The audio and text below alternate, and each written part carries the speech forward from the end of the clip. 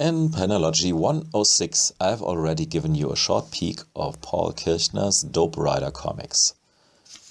Totally druggy, totally spaced out psychedelia western that melts the weird and the decorative in a perfect way. No surprise that these were published in Heavy Metal and in High Times magazine. Now, Paul Kirchner's brother is a Zen practitioner who happened to know a guy of Dutch origin who was also into Zen and wrote several books. And if you ask me, must have been into all kind of funky herbs as well. One guy by the name of Janwillem Van De Wetering. He died 2008. Here you can see him. And that's a picture of Paul.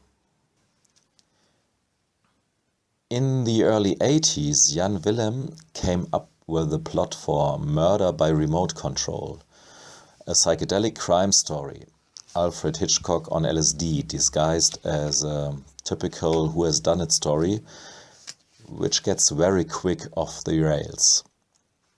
Hence it starts almost as a moralistic tale of an evil oil refinery tycoon who gives a fuck about the environment and gets killed during his fishing holidays in a little village in Maine, the vacation land, by a remote-controlled toy plane. A detective appears to solve the case.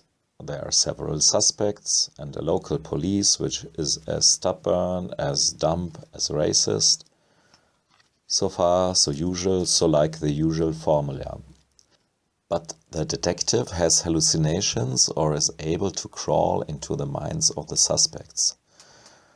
And the suspects are a motley crew of bizarre characters, among them a retired Hollywood actor and his fascist butler.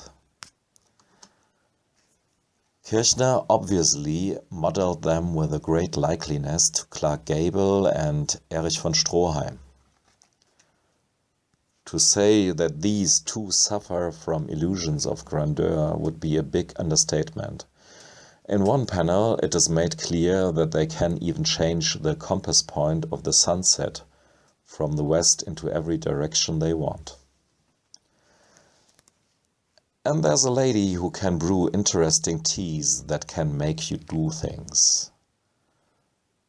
Among these is having extracorporeal Zen sex with your visitor. And she seems to have an interesting relationship with the aforementioned actor as well. And there's the quadriplegic biker with his lovely hench girls who likes to shoot on things. He likes to shoot on things. The lovely hench girls like to get naked very often, obviously. And there's this old farmer guy, almost a more realistic portrayal of Robert Crumb's Mr. Natural. And so on and so on. The longer the story goes, the more are these overlaps from the real and the imaginative world, which are arranged in these symmetric panel structures that are typically occupying a whole page. Janwillem Van De Wetering encouraged Kirchner to use these shapes and configurations that he knew from Kirchner's Dope Rider comics. Even though the story ends in a sort of typical manner for a whodunit story, it gets totally whacked out and surreal at the same time.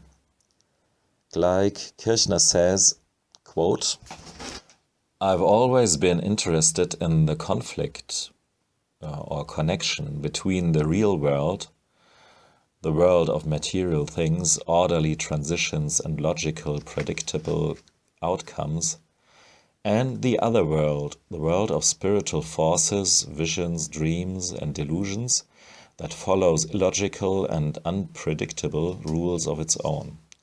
I'm not sure that latter realm is any less real in our lives." End of quote.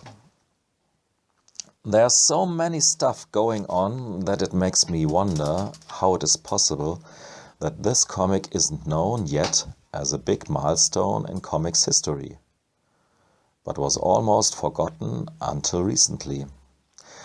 Back in the day, it was just a weird comic, which 2 years before Art Spiegelman's Mouse, nobody had the wish or the courage to publish.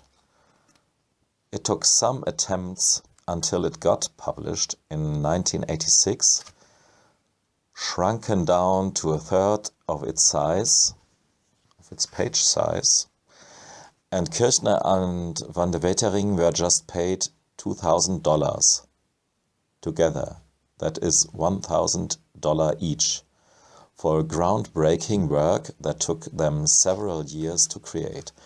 It's unbelievable. So, kudos to Dover Publications, who have republished this again now in the right size in an astonishingly affordable edition, with a new foreword from Paul Kirchner himself and a long afterword from Stephen R. Bissett. It's a trip on 100 black and white oversized pages for just $12.95. Do it. It's even legal. Thanks for listening and watching. Goodbye.